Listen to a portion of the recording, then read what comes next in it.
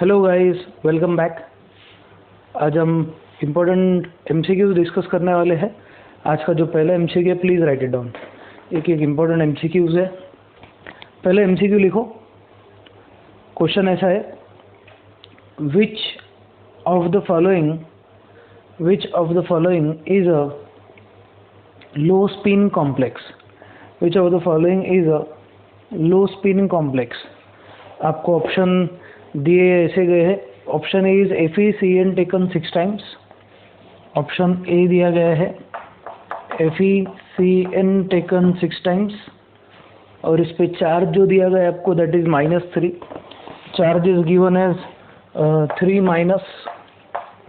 Option B जो आपको दिया गया है, that is CONO2 taken 6 times, charge 3 minus. Option C है MnCN taken 6 times, charge 3 minus. और ऑप्शन डी दिया गया ऑल। क्वेश्चन ये पूछा जा रहा, which of the following complexes are low spin complexes. हमारे जितने भी कॉम्प्लेक्सेस होते हैं, they are generally classified into 2 types. पहला जो टाइप का कॉम्प्लेक्स होता है उसको हम लो स्पिन बोलते हैं, और दूसरा जो टाइप होता है that is high spin.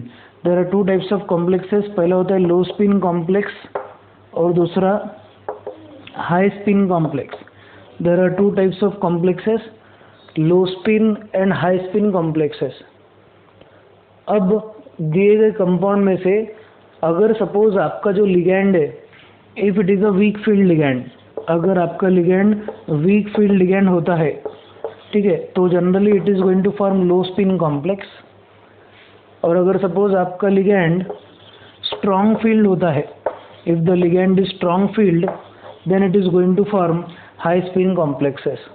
2 type के लिगेंड्स रहेंगे, weak field and strong field. whenever to central metal, जब भी आपके दिए गए कोऑर्डिनेशन कंपाउंड में सेंट्रल मेटल को स्ट्रॉन्ग फील्ड लिगेंड अटैच होता है, then it is going to form I am so sorry low spin और हाई स्पिन। जब भी आपके पास में स्ट्रॉन्ग फील्ड लिगेंड रहता, strong field ligand causes pairing, strong field ligand will form low spin complexes, and weak field ligand is going to cause, weak field ligand अगर है तो वो पेयरिंग नहीं करवाएगा, तो it is going to form high spin complex। तो types of ligand बहुत matter करता जब वो सेंट्रल मेटल को अटैच रहेगा। FeCN taken 6 times, CONO2 taken 6 times and MnCN taken 6 times. अगर आप सपोज ये तीनों ligand के टाइप अगर देखेंगे, CN तो कॉमन है, CN is a strong field ligand, NO2 is also strong field ligand, NO2 minus एक स्ट्रॉन्ग फील्ड लिगैंड है, CN माइनस भी एक स्ट्रॉन्ग फील्ड लिगैंड है। तो FeCN 6 times will become a low spin complex, CONO2 will also become a low spin complex, MnCN will also become a low spin complex, as the ligands attached in all the given complexes are strong field ligand causes shifting and pairing of electrons, therefore जो आपकी complex बनने वाले वो लो spin रहेंगे। तो आपका correct option रहेगा Delhi will be the correct option. Please take option Delhi आपका करेक्ट ऑप्शन रहेगा। ये एक इम्पोर्टेंट पॉइंट आप नोट करो, ठीक है। चलो इसके आगे का जो पॉइंट है वो देखते हैं। ये पहला बेसिक कंसेप्ट है हमारा रिलेटेड टू लिगेंड्स। बहुत सिंपल सी चीज़ें हैं लिगेंड्स के रिलेटेड। लो स्पिन और हाई स्पिन पे क्वेश्चन अगर आए तो आपको सिर्फ लिगेंड के टाइप आइडेंटिफाई करने और डायरेक्ट कमेंट कर देना है, ठीक है। नेक्स्ट वाला क्वेश्चन लिखो। Next question, complexes with halide ligands, complexes with halide ligands are generally, complexes with halide ligands are generally, option A high spin complexes, option B low spin complexes, option C both, and option D none. Question पूछा जा रहा है, complexes with halide ligands are generally, complexes with halide ligands are generally, option A high spin complexes, option B low spin complexes, option C both, and option D none. अब halide जो है, halide हमारा जो ligand है, it is a weak field ligand. तो weak field ligand generally form high spin complexes, तो इसका answer direct आ जाएगा हाई स्पिन कॉम्प्लेक्स। तो please tick option A high spin complex, ये ऑप्शन टिक करो, ठीक है। चलो अब इसके आगे का जो पॉइंट है वो देखते हैं। नेक्स्ट वाला question, next important question theoretical part है, थ्योरी में हमारा हुआ है already explain, but MCQ form में जब आएगा तो आपको सॉल्व करते आना चाहिए। लिखो question, which is the correct in the case of, which is the correct in the case of NiCl4 -2 charge complex. मतलब आपका जो कॉम्प्लेक्स है स्क्वायर ब्रैकेट में वो NiCl4 है, चार्ज उस पर -2 है।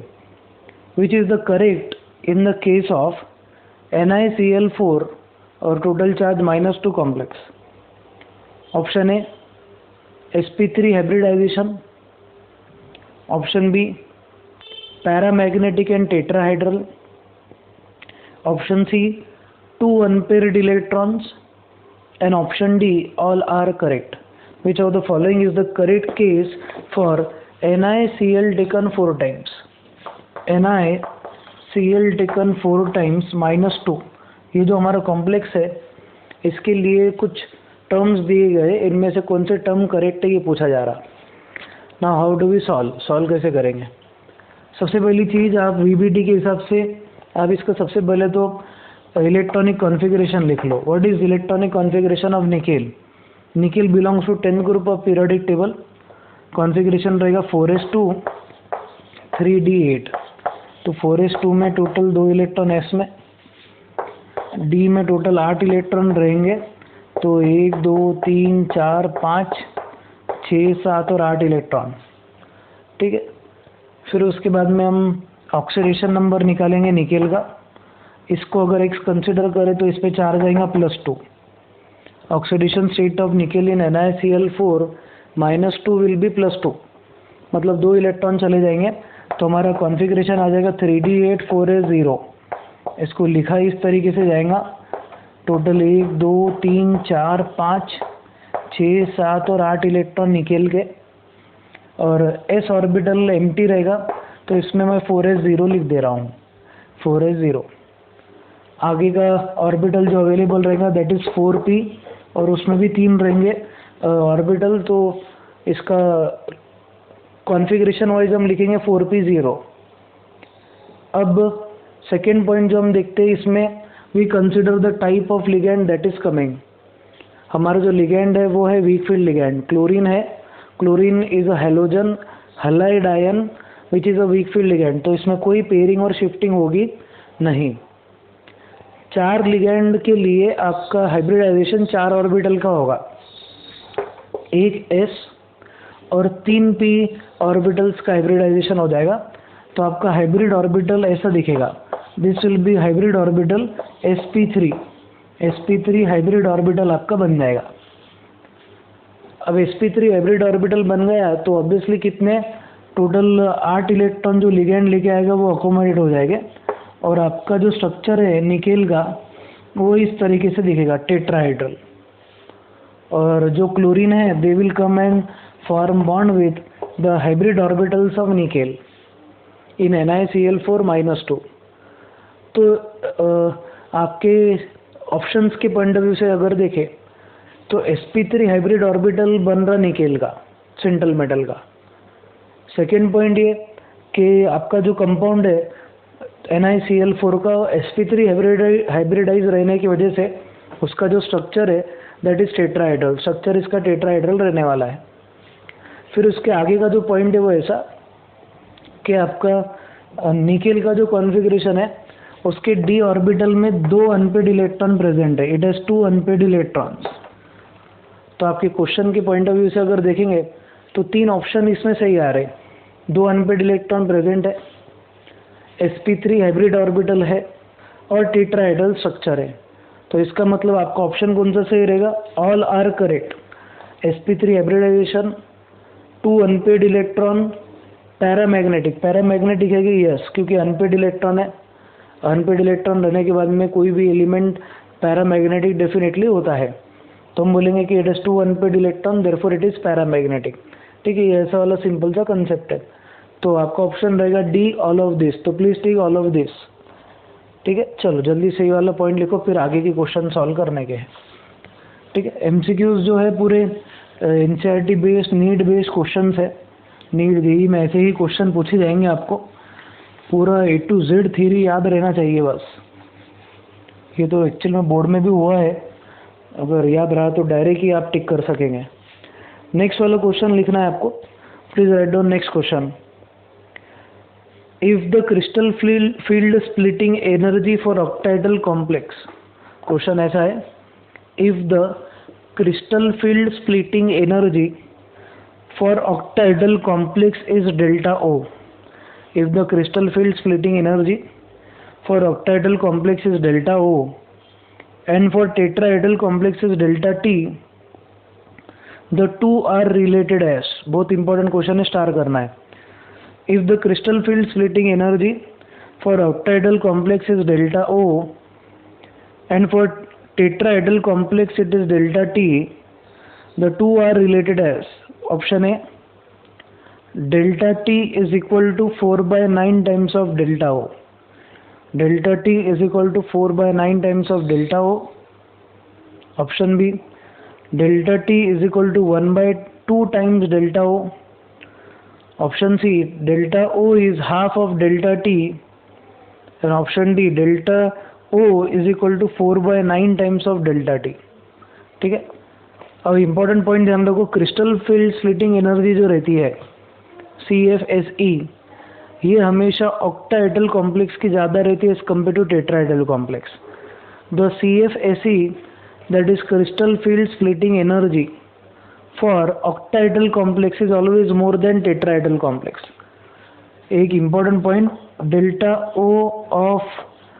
O मतलब ऑक्टाहेड्रल कॉम्प्लेक्स का CFSE, इसकी वैल्यू डेल्टा T से हमेशा ज़्यादा रहेगी। तो आपका जो रिलेशन है डेल्टा टी का, delta T will be 4/9 times of delta O, ये आपका रिलेशन है। या इसको आप ऐसा लिख सकते हैं, delta O is equal to 9/4 times of delta T. ये दोनों ऑप्शन में से जो ऑप्शन आपको दिखेगा वो आपको टिक कर देना है। तो आपके दिए गए ऑप्शन में से ए ऑप्शन है, delta T is 4/9 times of delta O, तो प्लीज टिक ऑप्शन ए, ये ऑप्शन टिक करो। थ्योरेटिकल पॉइंट है बट बहुत इंपॉर्टेंट है। ऐसे टाइप के एमसीक्यू जब भी एग्जाम में पूछे जाएंगे तो you should be able to solve this type of MCQs. ठीक है, देखो जल्दी से वाला पॉइंट। तो delta T is equal to 4/9 times of delta O, this will be the correct option. ठीक है, तो CFSE डेल्टा O या डेल्टा टी किसकी ज़्यादा होती है? डेल्टा O की, क्योंकि उसमें लिगेंड्स ज़्यादा होते हैं। Crystal field splitting energy depends on ligands and types of ligands. Strong field ligand की CFSE ज़्यादा रहती, और अगर लिगेंड की क्वांटिटी ज़्यादा रही तो भी ऑब्वियसली CFSE ज़्यादा हो जाएगी। ठीक है, ये तरीका याद रखना है। उसके बाद में नेक्स्ट वाला क्वेश्चन लिखो, write down next question. Considering H2O as a weak field ligand, considering H2O as a weak field ligand, the number of unpaired electrons, considering H2O as a weak field ligand, the number of unpaired electrons in MnH2O taken 6 times charge plus 2 will be, considering H2O as a weak field ligand, the number of unpaired electrons in MnH2O taken 6 times or charge plus 2 will be, option A 3, option B 2, option C 5 and option D 4। क्या question बोला जा रहा है आपको कि आपको H2O को week ligand consider करना है और नंबर ऑफ अनपेड इलेक्ट्रॉन निकालने हैं MnH2O taken 6 times charge plus 2, ये कॉम्प्लेक्स में। This is the complex that is given. ये आपको कॉम्प्लेक्स दिया गया है। इस कॉम्प्लेक्स में आपको H2O को वीक फील्ड लिगैंड मानना है, वीक फील्ड लिगैंड। ये कंसिडर करके आपको क्या करना है, you need to calculate number of unpaired electrons. तो ऐसे टाइप के क्वेश्चन सॉल्व कैसे होते हैं? सिंपल तरीका है, देखो यू हैव Mn का कॉन्फ़िगरेशन मैंगनीज, ठीक है, तो मैंगनीज एटॉमिक नंबर इज 25, तो हम इसका कॉन्फ़िगरेशन लिखेंगे 4s2 3d5। The configuration of manganese is 4s2 3d5। ठीक है, तो इसके s ऑर्बिटल में 2 इलेक्ट्रॉन है और d ऑर्बिटल में टोटल 5 अनपेयर्ड इलेक्ट्रॉन रहेंगे। ठीक है, सेकेंड स्टेप क्या रहता, आप ऑक्सीडेशन नंबर सेंट्रल मेटल का निकाल लो। If you consider Mn, x consider करें आपने, H2O इज अ न्यूट्रल, तो 6 इंटू 0 और टोटल चार्ज +2 है, तो आपका सेंट्रल मेटल जो रहेगा उस पर चार्ज रहेगा +2, तो आपका कॉन्फ़िगरेशन आ जाएगा 4s0। इलेक्ट्रॉन पहले s ऑर्बिटल में से निकलते हैं, 4s0 3d5, तो total number of unpaired electron will be 5। अब बात आती है हमारे लिगैंड पे। Ligand always causes shifting and pairing. H2O is weak field ligand, ऐसा उसने बोला है क्वेश्चन में। Considering H2O as a weak field ligand, find the number of unpaired electron. अब यहाँ पे अनपेयर्ड इलेक्ट्रॉन 5 है, हमारा लिगैंड वीक फील्ड है, तो इसमें शिफ्टिंग और पेयरिंग होने वाली नहीं है, तो हमारे अनपेयर्ड इलेक्ट्रॉन जो रहेंगे, unpaired electron will be equal to 5। तो प्लीज टिक ऑप्शन जिसमें हमारा 5 दिया गया है, तो ऑप्शन आपके क्वेश्चन के हिसाब से इट इज सी ऑप्शन, तो please tick option C option tick करो। सी ऑप्शन में दिख रहा हमारे को कि number of unpaired electron is 5। हाँ, अगर सपोज इसके जगह पे आपका स्ट्रॉन्ग फील्ड लिगैंड रहेगा तो पेयरिंग हो जा रही और नंबर ऑफ अनपेयर्ड इलेक्ट्रॉन 1 रहेगा। ठीक है, तो वीक फील्ड स्ट्रॉन्ग फील्ड ये जो पॉइंट है बहुत मैटर करेगा, लिगेंड्स के बेसिस पे का पॉइंट है पूरा। ठीक है, चलो जल्दी से वाला क्वेश्चन का आंसर लिखो, फिर नेक्स्ट वाला MCQ सॉल्व करेंगे। नेक्स्ट MCQ देखते हैं, विल सॉल्व नेक्स्ट MCQ। सब क्वेश्चंस जो है बहुत इंपॉर्टेंट है, बेसिक चीज़ें हैं। नेक्स्ट वाला जो क्वेश्चन है वो कुछ इस तरीके से दिया गया है आपको। Next question, which of the following complex ion is expected to absorb visible light. Star करो क्वेश्चन को। Which of the following complex ions is expected to absorb visible light, is expected to absorb visible light। दिए गए complexes में से कौन सा ऐसा complex है जो विजिबल लाइट एब्जॉर्ब करेगा। Option A Zn NH3 taken 6 times charge 2+, फिर ऑप्शन बी जो है that is given as Cr NH3 taken 6 times charge 3+, option C Ti En taken twice, then NH3 taken twice, charge 4+, और option D scandium H2O taken 3 times, NH3 taken 3 times, charge 3+। दिए गए compound में से कौन सा वाला compound visible light से एक पर्टिकुलर वेवलेंथ एब्जॉर्ब करेगा। इस क्वेश्चन को घुमा के अगर पूछा जाए तो क्वेश्चन को घुमा के कैसे पूछा जा सकता, आपको इसकी जगह पे ये पूछा जा सकता कि इन दिए गए कंपाउंड में से कौन सा वाला कंपाउंड कलर्ड है, which of the following complexes are coloured, ऐसा भी पूछा जा सकता है।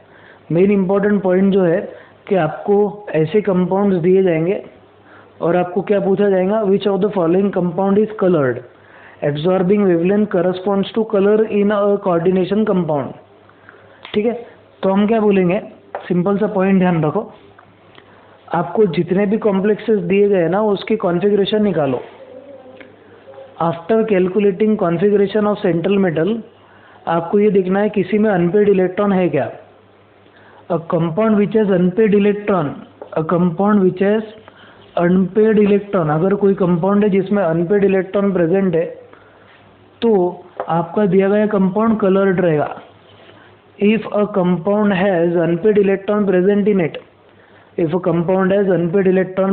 It, then that compound will be considered as colored compound, उसको हम colored compound कंसिडर करेंगे। पहला वाला देखते हैं जिंक का। ठीक है, पहला ऑप्शन सॉल्व करेंगे हम। Zn NH3 taken 6 times charge +2। अब जिंक अगर देखेंगे, ये NH3 is a neutral ligand, कोई चार्ज नहीं रहता, तो Zn का ऑक्सीडेशन नंबर +2 आ जाएगा। आप एक्स कंसिडर करके सॉल्व कर सकते हैं या डायरेक्टली भी कर सकते हैं। तो charge on zinc will be +2, ये हमारा पॉइंट फिक्स हो गया, जिंक पे चार्ज है +2। अब आगे का जो पॉइंट है वो ध्यान से देखो। अब हमारा जो कॉन्फ़िगरेशन है, Zn का कॉन्फ़िगरेशन क्या रहेगा, what is configuration for Zn? Zn का कॉन्फ़िगरेशन बहुत सिंपल है, atomic number of zinc is 30, तो उसका कॉन्फ़िगरेशन रहेगा 3d10 4s2, 3d10 4s2। D orbital के total electrons 1 2 3 4 5 6 7 8 9 10, total D electrons zinc के रहेंगे 10, और एस ऑर्बिटल के जो इलेक्ट्रॉन है वो रहेंगे 2 फॉर जिंक। जिंक का जो कॉन्फ़िगरेशन है इट इज 3d10 4s2। आपका जो सेंट्रल मेटल है उस पे चार्ज है +2 Zn पे चार्ज जो है दैट इज +2, इसको Z ऐसा दिखना है, इसके लिए मैं you should be able to distinguish between 2 and Z, इसके लिए बीच में डैश। अब Zn +2 अगर आप देखेंगे तो Zn +2 में s ऑर्बिटल के इलेक्ट्रॉन्स निकल जाएंगे, तो configuration will be 3d10 4s0। अब 3d10 मतलब आपका d ऑर्बिटल ऑलरेडी पूरा कंप्लीटली भरा हुआ है, तो ये जो कंपाउंड है आपका जिंक का, it will not absorb any wavelength, that means it is colourless. आपका जो पहला ऑप्शन है, फर्स्ट ऑप्शन जिंक के रिलेटेड, तो वो कलरलेस रहेगा, ये इंपॉर्टेंट पॉइंट ध्यान रखो। सो तो first compound will be colourless, पहला जो कंपाउंड है आपका वो कलरलेस रहने वाला है। अब सेकेंड जो पॉइंट है वो देखते हैं, second option Cr NH3 taken 6 times charge +3। Option B जो है हमारा that is Cr NH3 taken 6 times charge इस पे दिया गया है +3। Cr NH3 taken 6 times charge +3 दिया गया है, तो सबसे पहले हम क्या करेंगे, सेंट्रल मेटल का ऑक्सीडेशन नंबर निकाल लेंगे।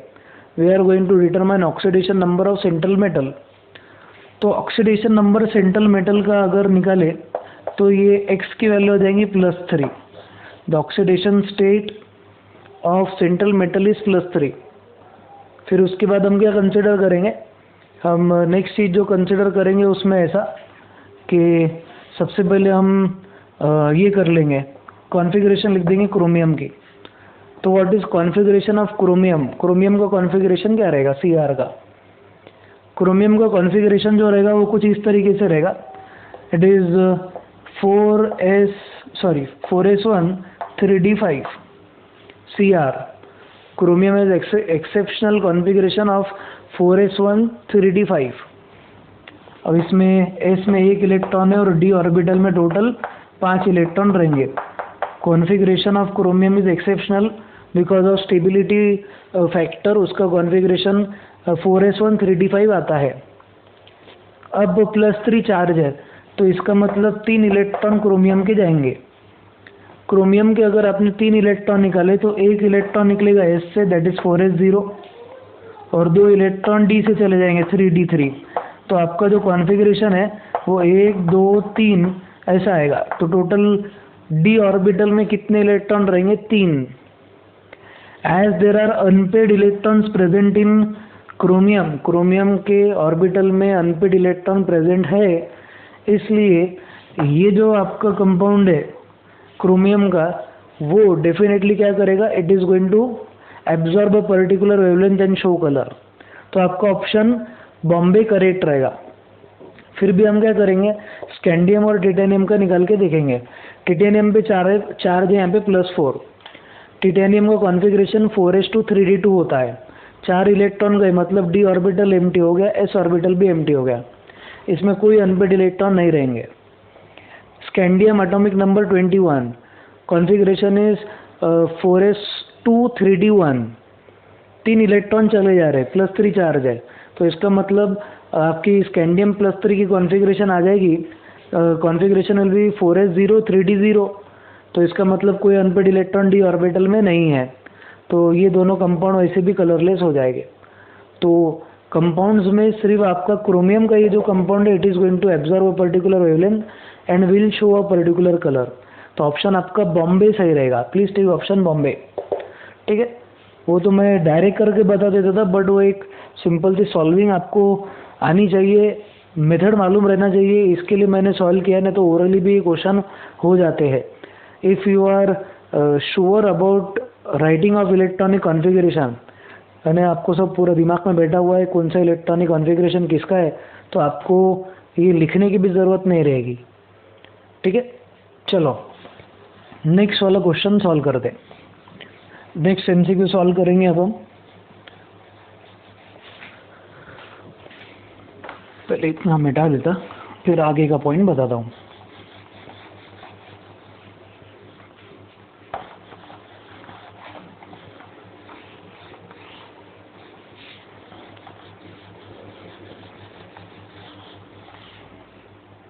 नेक्स्ट वाला जो क्वेश्चन है वो देखते हैं अब। नेक्स्ट जो क्वेश्चन है हमारा, write down next question. In which of the following octahedral complexes, in which of the following octahedral complexes of cobalt will the magnitude of delta O be highest? In which of the following complexes of cobalt, in which of the following complexes of cobalt delta O value is maximum? Delta O मतलब crystal field splitting energy will be maximum. Option A CO Cn taken 6 times, charge 3 minus. Option B CO C2O4 taken thrice, charge 3 minus. Option C CO H2O taken 6 times, 3 plus charge, and CO NH3 taken 6 times, charge 3 plus. आपको क्या पूछा जा रहा है, इन दिए गए compounds में से कौन से वाले केस में CFAC डेल्टा O वैल्यू सबसे ज़्यादा है? Delta O value is maximum for which of the following complex is maximum, ऐसा आपको पूछा जा रहा। दिए गए कंपाउंड में से कौन सा वाला ऐसा है जिसमें डेल्टा O वैल्यू मैक्सिमम है। अब पॉइंट ये है कि अपने पास सबसे पहली चीज़ अगर आप देखेंगे डेल्टा O वैल्यू मैक्सिमम के लिए कैसा, सबसे पहला जो बेसिक पॉइंट है वो ऐसा रहेगा कि हमारा जो कॉम्प्लेक्स है उसमें देखो नंबर ऑफ लिगैंड सब में सेम है क्या, तो इसमें ऑक्टाहेड्रल कॉम्प्लेक्स है, this is also octahedral complex है, बाइडेंटेड लिगैंड 2 बार है, तो can be considered as monodentate equal to 6, ऐसा आप ले सकते हैं। ऑक्टाहेड्रल कॉम्प्लेक्स है, ऑक्टाहेड्रल ऑक्टाहेड्रल ऑक्टाहेड्रल ऑक्टाहेड्रल, सब कॉम्प्लेक्सेस ऑक्टाहेड्रल है। तो आप बात डेल्टा O की किस पे आ जाएंगी, delta O value will depend on strength of ligand, strength of ligand, delta O जो वैल्यू रहेंगी will depend on strength of ligand. जो भी आपका दिया गया कोऑर्डिनेशन कंपाउंड है, you have a given coordination compound, दिए गए कोऑर्डिनेशन कंपाउंड में जिसमें लिगैंड की स्ट्रेंथ सबसे ज़्यादा होती है, दिए गए कोऑर्डिनेशन कंपाउंड में जिसमें स्ट्रेंथ लिगैंड की सबसे ज़्यादा होती है, that is going to have maximum value of delta O. Delta O value is maximum in that coordination compound in which ligand is strong filled. Cn, C2O4, H2O और ammonia, इनमें से strong ligand है Cn, साइनेट जो है हमारा strong field ligand है, it is a strong field ligand. हमारा जो लिगैंड की स्ट्रेंथ है, लिगैंड की स्ट्रेंथ में हम बोल सकते हैं Cn यानी साइनाइड आयन जो है, ये जो लिगैंड है एम्बीडेंटेड लिगैंड, इसकी स्ट्रेंथ ज़्यादा है। As strength of cyanide is more, इस स्पेक्ट्रोकेमिकल सीरीज में हमने स्ट्रेंथ ऑफ लिगैंड्स को इंक्रीजिंग और डिक्रीजिंग में अरेंज ऑलरेडी किया हुआ है। तो from spectrochemical series we know that Cn minus ion is a strong field ligand as compare to all the others. तो इसका मतलब क्या कि डेल्टा O मैक्सिमम किसके लिए होना चाहिए, फॉर Cn टेकन 6 टाइम्स। तो please take option A will be the correct option. A जो रहेगा ए आपका करेक्ट ऑप्शन रहने वाला है। ठीक है, प्लीज़ टेक ऑप्शन ए। इस तरीके से आपको सॉल्व करना है। बेसिक कंसेप्ट है, बेसिक कंसेप्ट आपको ध्यान रखना है।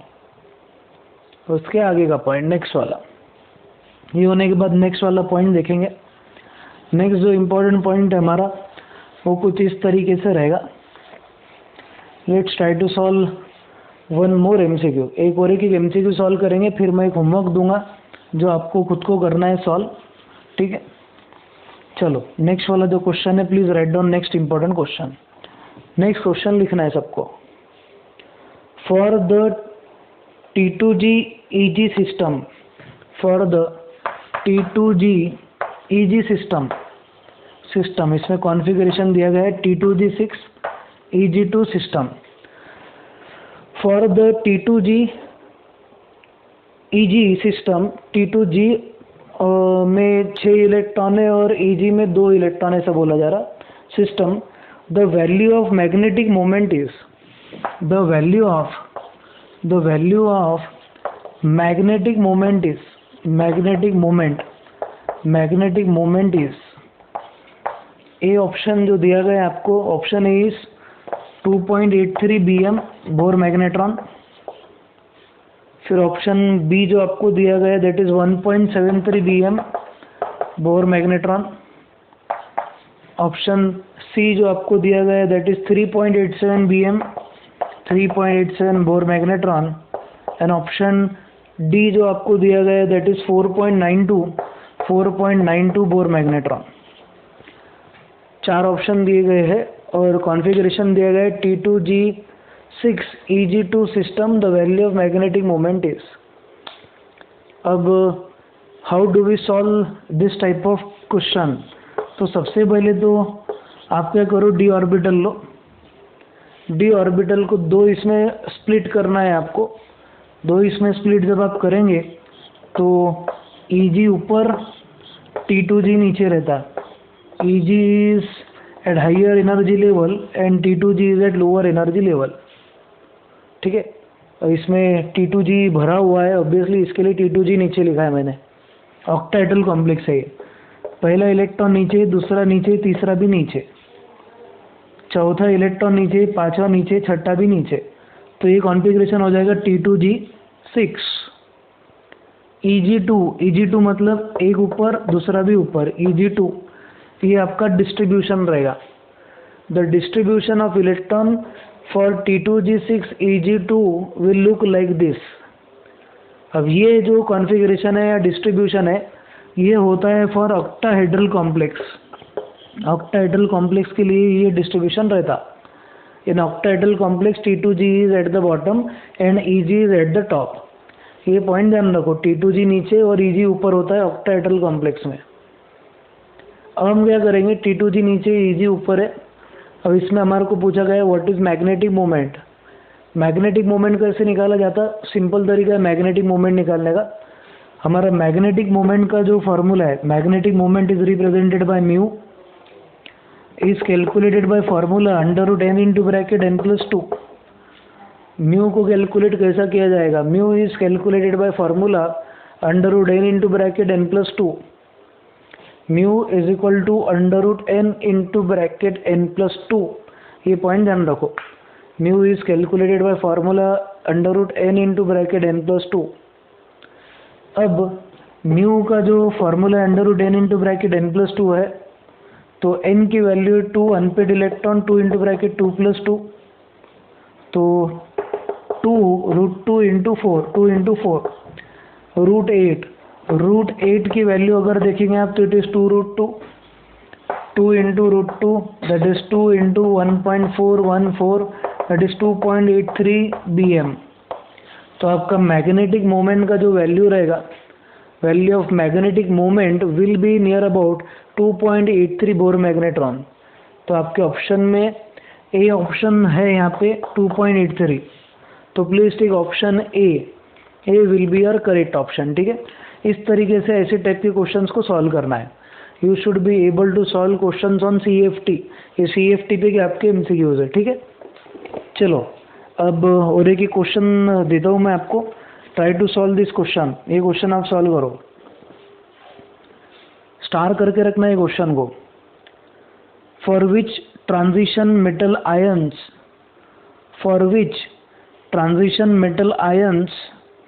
Are low spin complexes possible?